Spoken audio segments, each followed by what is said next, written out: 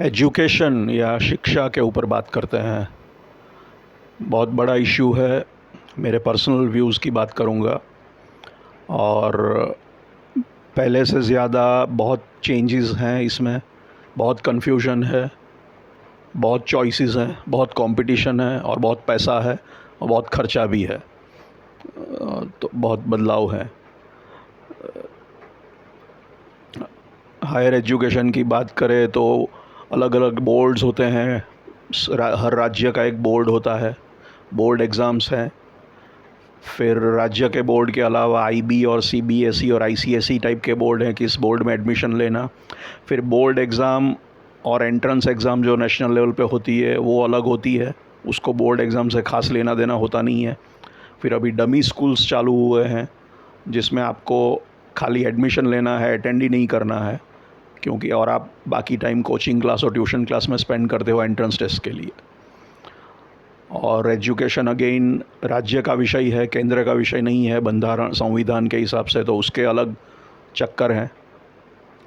तो ये बहुत कॉम्प्लिकेटेड और कॉम्प्लेक्स सब्जेक्ट है, लेकिन फिर भी उसने एक पूरी इकोनॉमी को जन्म दिया है। मैं कहता हूँ एक अर्थतंत्र बना है एजुकेशन का। प्राइवेटाइजेशन हुआ है, बहुत सारे लोग एजुकेशन ले रहे हैं। पेरेंट्स को लगता है कि ये रामबाण हमारे यहाँ पता नहीं ये घुस गई है बात की हर चीज़ का जवाब एजुकेशन है और एजुकेशन से सारी समस्याएं सुलझ जाएंगी। हर चीज़ में बस एजुकेशन शिक्षा दो तो प्रॉब्लम सॉल्व। ये कोई एजुकेशन या शिक्षा कोई रामबाण इलाज या ब्रह्मास्त्र नहीं है जिससे आपके सारे प्रॉब्लम सॉल्व हो सके। बहुत सारी चीज़ें दुनिया में है जो खाली एजुकेशन तो कुछ चीज़ें सॉल्व करेगा। इकोनॉमिक्स है, सोसाइटी के इश्यूज़ हैं, बहुत सारी चीज़ें हैं, सब एजुकेशन से सॉल्व नहीं होंगी।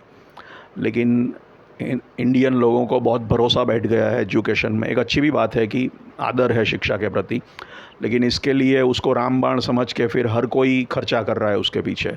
लोन लेके तगड़ी फ़ी भर के एजुकेशन दिलाया जा रहा है और ये देख के सब कुछ पैसा कमाने के लोग, हर किस्म के लोग इसमें पड़े हैं।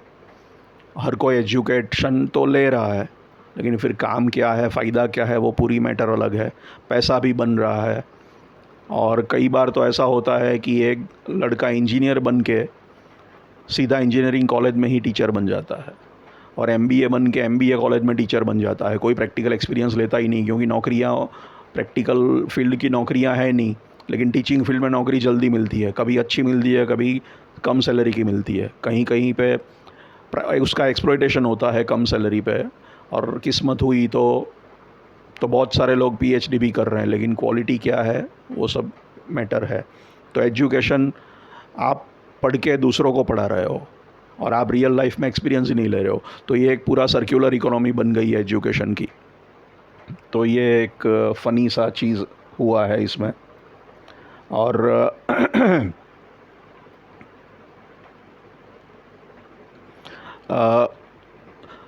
एक चीज़ में एजुकेशन का एक फ़ायदा जो सब मानते हैं कि स्त्रियों को शिक्षा देने से पॉपुलेशन कंट्रोल में फ़र्क पड़ा है। वो एक जनरली एक्सेप्टेड फैक्ट है कि जितना लेडीज़ को, औरतों को, कन्याओं को जितनी उनको शिक्षा मिली है, उसके कारण लेडीज़ शिक्षित होने से, महिलाएं शिक्षित होने से बच्चे पैदा करने का जो रेट है वो कम हुआ है और पॉपुलेशन इससे कहीं ज़्यादा होता।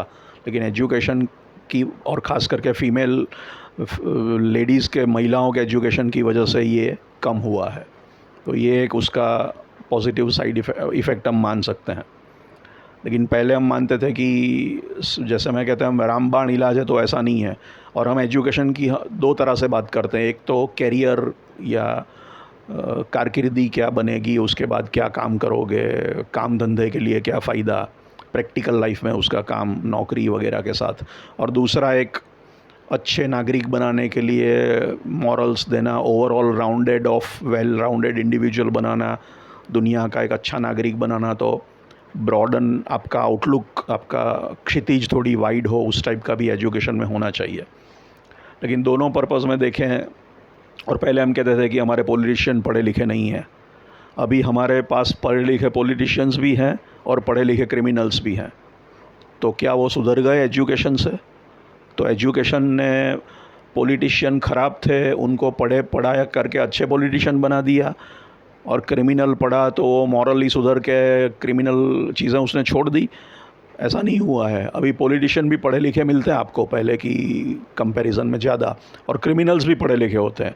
वो सिर्फ अपना जो काम, जो ख़राब काम वो पहले कर रहे थे, वो ख़राब काम ज़्यादा स्मार्ट तरीके से करना सीख गए हैं।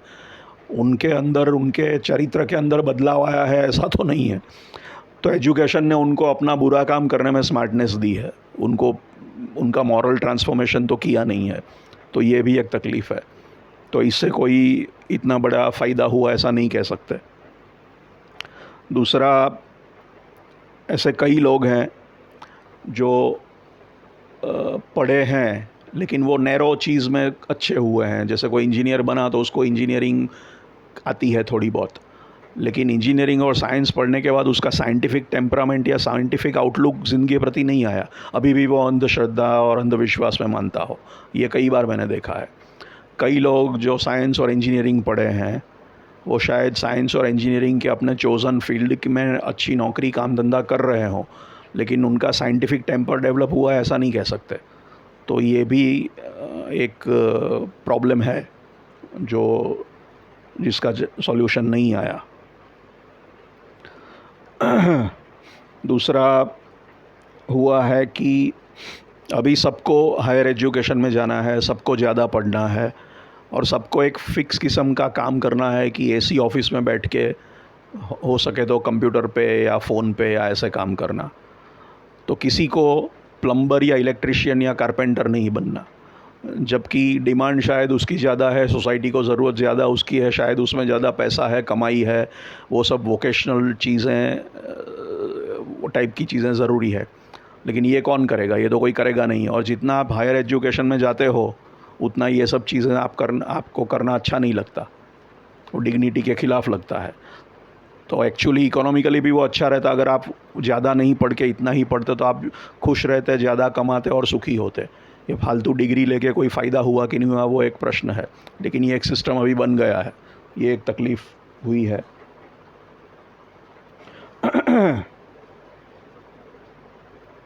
दूसरा, बहुत ज़्यादा पढ़ाई करने से कभी कभी इतना इनपुट आपको मिलता है कि आपका आउटपुट ही कम हो जाता है। फिर आप इनपुट के भार के नीचे दब जाते हो।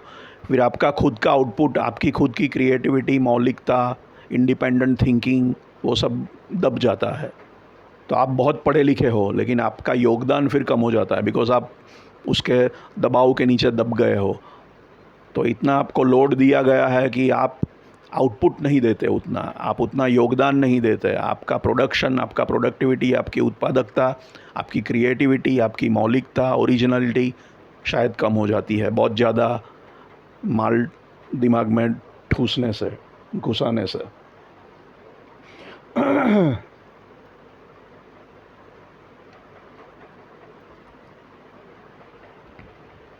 और हमने तो ये भी देखा है कि कई लोग हैं जो हायर एजुकेशन या कॉलेज में से ड्रॉप आउट कर लिया और फिर भी अच्छा काम किया ही है। कई एग्जाम्पल हैं बिज़नेस में, दुनिया में सक्सेसफुल लोगों के जो जनरली हायर कॉलेज भी ख़त्म नहीं की। तो ये भी एक अलग सी दुनिया हमको देखने को मिल रही है। तो एजुकेशन कितना यूज़फुल है, कितना काम का है, ये सोचने वाली बात है।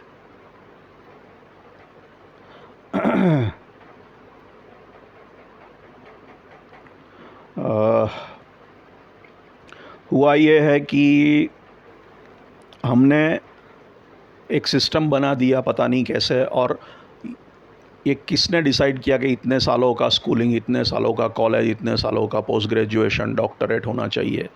किसी ने ये सिस्टम बनाई। आप मैकॉले से शुरू करके फिर जो भी है, जहाँ से भी है, उसको छोड़ो, वो तो पुराना सालों पहले की बात हो गई, लेकिन अभी भी ये चल रहा है।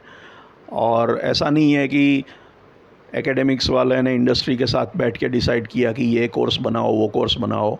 उनकी तो ऐसी बैठकें कम होती है।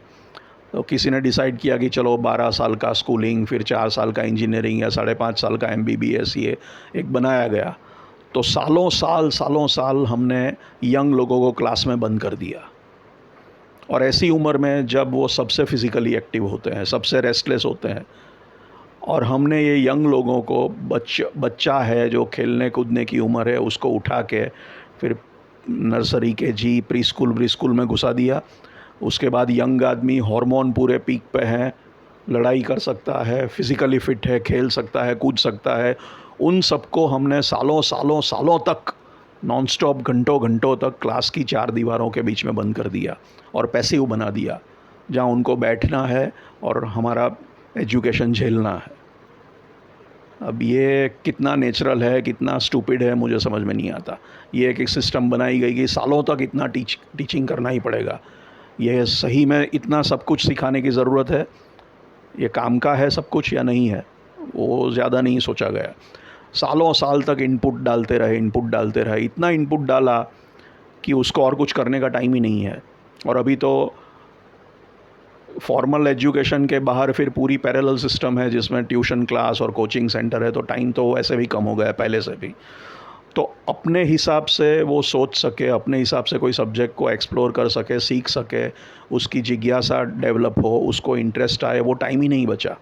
उसको सोचने का टाइम ही नहीं है। आज का लेसन ख़त्म, कल का लेसन, उसके बाद तो टाइम ही नहीं दिया गया। धनाधन परोसते गया, उसको भूख है कि नहीं है परोसते गए। और ज़्यादातर लोग कैसे आए हैं, वो पढ़ने आपके पास इसलिए नहीं आए कि उसको ज़रूर है, उसको भूख है, सीखने की इच्छा है, उसको जिज्ञासा है जानने की, उसको शिक्षा की भूख है। वो तो सिस्टम बना दिया गया है कि भाई बच्चे पैदा हो तो उसको ये नर्सरी केजी में डालो, उसके बाद उसको स्कूल में जाना है, उसके बाद उसको कॉलेज में जाना है, और हमने एक फैक्ट्री खोल दिया जिसमें हम इनको प्रोसेस कर देंगे। तो वो तो बेचारे, उनको तो पकड़ के ठूस इस सिस्टम में डाल दिया गया प्रोसेसिंग के लिए। उनको क्या करना है, उनकी क्या इच्छा है, वो क्या जानना चाहते हैं, क्या सीखना चाहते हैं, वो किसी ने पूछा नहीं। वो तो उनको तो बिठा दिया और अब उसके ऊपर मशीन गन की तरह हम गोलियां चला रहे हैं, ज्ञान की गोलियां छोड़ रहे हैं, और वो पैसिवली बैठे हुए सपोजिटली सीख रहे हैं। ऐसे कोई सीखता है? बहुत कम लोग होंगे जो ऐसे सीखते होंगे, जो बहुत ज़्यादा स्मार्ट होंगे, बहुत ज़्यादा ग्रास्पिंग होगी। ज़्यादातर लोग पास भी होते हैं, लेकिन इसमें से काफ़ी कुछ भूल जाते हैं, काफ़ी कुछ उसके दिमाग को छूता भी नहीं है मेरे हिसाब से। तो हमने उनको टाइम ही नहीं दिया कि अपने पेस पे, अपनी शांति से, अपने हिसाब से धीरे धीरे वो सब्जेक्ट को सीखे, समझे। उसको बहुत सारा ज्ञान ठूसने की, परोसने की कोशिश की गई है, और उसकी उसमें क्यूरियोसिटी, जिज्ञासा वृत्ति ख़त्म की जाती है। सवाल पूछने का टाइम नहीं है, सिलेबस है, वो करो, रट्टा मारो और पास हो, और कोई बात नहीं।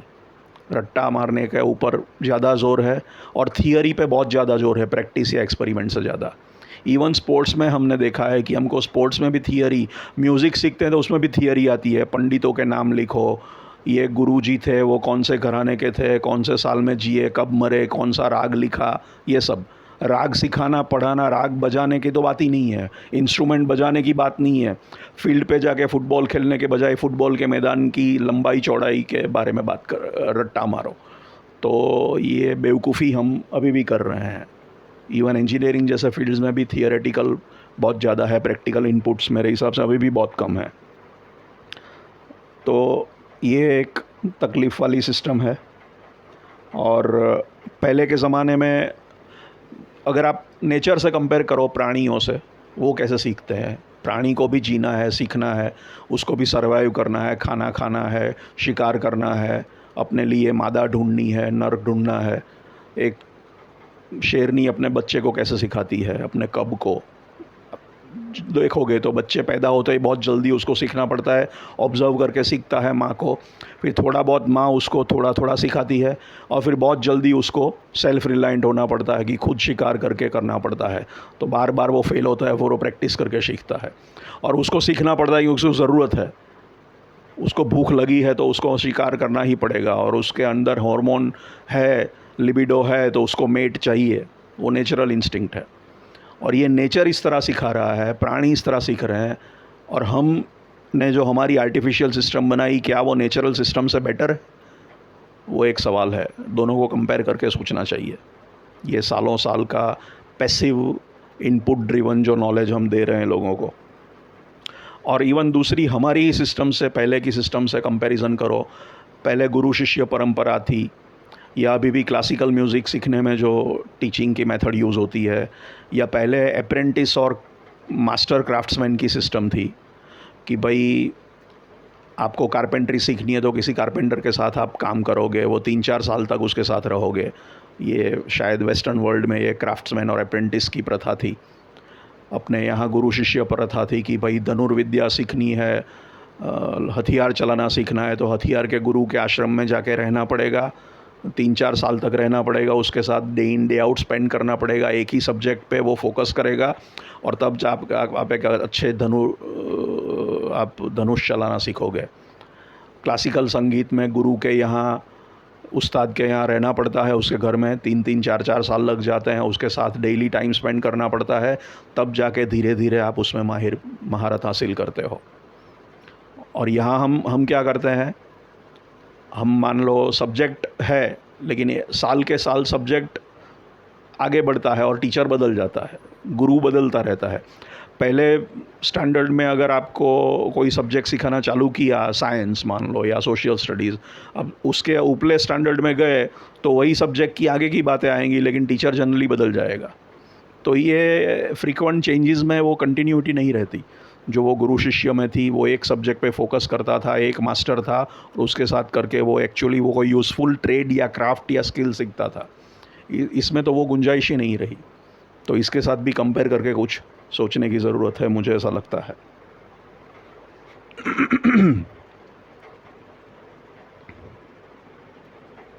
और कई बार ये भी होता है, मेरे साथ तो ये हुआ है कि फॉर्मल एजुकेशन में से निकलने बाद में सीखा हूँ। क्योंकि फॉर्मल एजुकेशन वक्त तो स्ट्रेस रहता है कि पढ़ाई करनी है, रट्टा मारना है, एग्ज़ाम में पास होना है, तो सब्जेक्ट में इतना इंटरेस्ट नहीं होता। सब्जेक्ट या टेक्स्ट बुक के प्रति एक स्ट्रेस और एंग्जाइटी रहती है, तो कुछ भी करके रट्टा मार के इंटरेस्ट नहीं होता, बस एक जिम्मेदारी और स्ट्रेस और प्रेशर में रट्टा मार के पास हो जाते हैं विदाउट एक्चुअली अंडरस्टैंडिंग और एब्सॉर्बिंग इट। और मेरे साथ तो ये हुआ कि मैंने वो सब्जेक्ट और टेक्स्ट बुक ख़त्म कर दी, पास हो गया, सिस्टम में से बाहर आ गया। फिर जब मैंने वो सब्जेक्ट को हाथ में लिया, टेक्स्ट बुक को हाथ में लिया, क्योंकि मेरे पास टाइम था या मुझे इंटरेस्ट, अपने आप इंटरेस्ट आया, मुझे ज़रूरत पड़ी, तब मैं एक्चुअली वो समझा और सीखा। मैं वही चीज़ जब एजुकेशनल सिस्टम में, फॉर्मल सिस्टम में था, औपचारिक सिस्टम में वो नहीं सीखा, वही सब्जेक्ट और वही टेक्स्ट बुक जब मैंने बाद में हाथ में ली तब मैं सीखा। क्योंकि तब मैं मेरे फ्री था, अपने हिसाब से, अपने पेस पे, अपने टाइम से, अपनी फुर्सत से पढ़ता था, इंटरेस्ट लेके, शांति से। कल एग्ज़ाम देनी है वो वाला दबाव नहीं था। इससे मैं एक्चुअली ज़्यादा सीखा हूँ। तो ये भी एक विडंबना लगती है मुझे।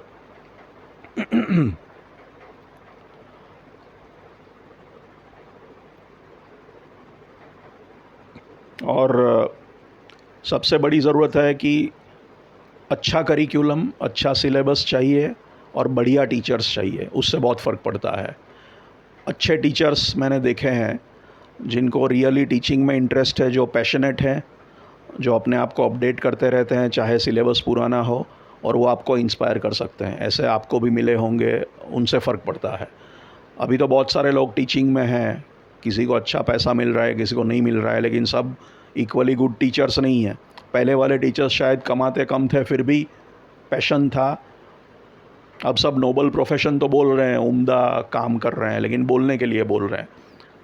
या तो काम नहीं मिल रहा इसलिए पढ़ाई में पड़े हैं, क्योंकि अभी तो पैसा भी अच्छा मिलना चालू हो गया है कई कई जगह पे सरकारी सिस्टम में, और कोई जगह काम नहीं मिलता तो इसमें आ गए। तो और हम पढ़े और हम औरों को पढ़ाएंगे, बस वही चलता रहता है।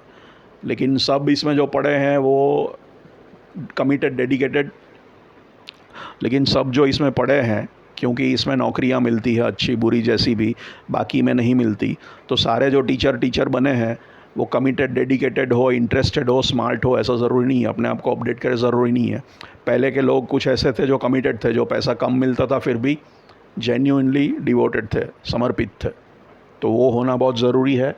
और टेक्स्ट बुक्स और मटेरियल से बहुत फ़र्क पड़ता है। करिकुलम सही होना चाहिए, और एक ही सब्जेक्ट की 2 किताबें अगर आपको टेक्स्ट बुक भी दी जाए, ये मैंने देखा है, एक टेक्स्ट बुक आप पढ़ोगे एक सब्जेक्ट की, उसमें आपको समझ में नहीं आएगा, और उसी सब्जेक्ट की दूसरी टेक्स्ट बुक पढ़ोगे सेम सब्जेक्ट के ऊपर तो आप समझ जाओगे। तो किस तरह सब्जेक्ट को लिखा गया, प्रेजेंट किया गया, वो भी इम्पॉर्टेंट है, उससे भी बहुत फ़र्क पड़ता है। ये इससे फ़र्क पड़ता हुआ मैंने मेरे लिए तो नोटिस किया है। तो ये भी बहुत एक इम्पॉर्टेंट चीज़ है जिस पे काम होना चाहिए।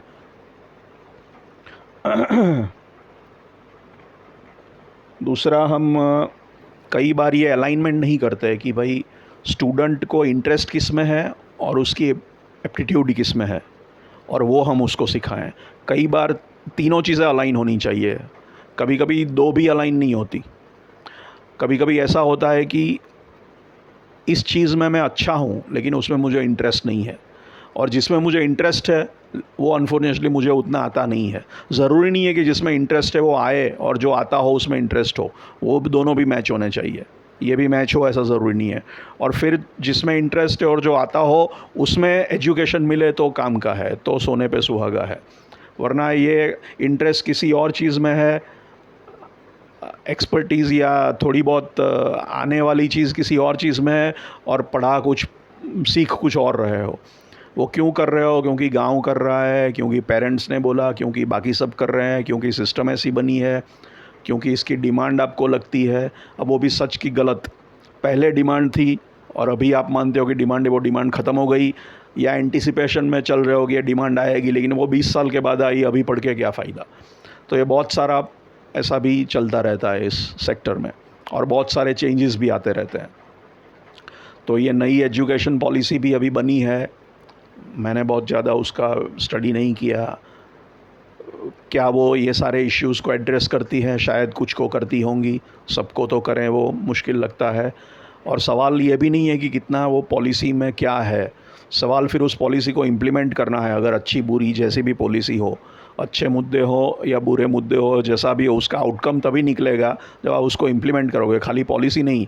और जब वो पूरी जगह टोटली इम्प्लीमेंट होगी, फिर उसमें भी वो स्टेट वाइज इशू आएगा कि सेंट्रल गवर्नमेंट की पॉलिसी है, ये तो स्टेट का सब्जेक्ट है, और स्टेट और सेंटर में पार्टी अलग अलग है। तो अच्छी या बुरी पॉलिसी इम्प्लीमेंट करने में भी सेम पॉलिटिकल अलाइनमेंट नहीं है, तो वो भी एक दिक्कत है। और ये कॉन्स्टिट्यूशन का इशू कि स्टेट सब्जेक्ट है तो स्टेट डिसाइड करेगा। तो ये बहुत कॉम्प्लेक्स मैटर है, इसलिए एनईपी बना देने से सब सुधर जाएगा ऐसा ज़रूरी नहीं है। एनईपी कितने इश्यूज़ को कितना एडिक्वेटली एड्रेस करती है, ये भी एक सवाल है। तो एजुकेशन एक कॉम्प्लेक्स सब्जेक्ट है, और इसको अगर जेन्युइनली इम्प्रूव करना है तो मेरे हिसाब से जो मुझे मुद्दे मन में आए उन पे ध्यान विचार होना चाहिए, ऐसा मेरा मानना है। ये मेरे पर्सनल व्यूज़ हैं जो मैंने शेयर किए। Thank you.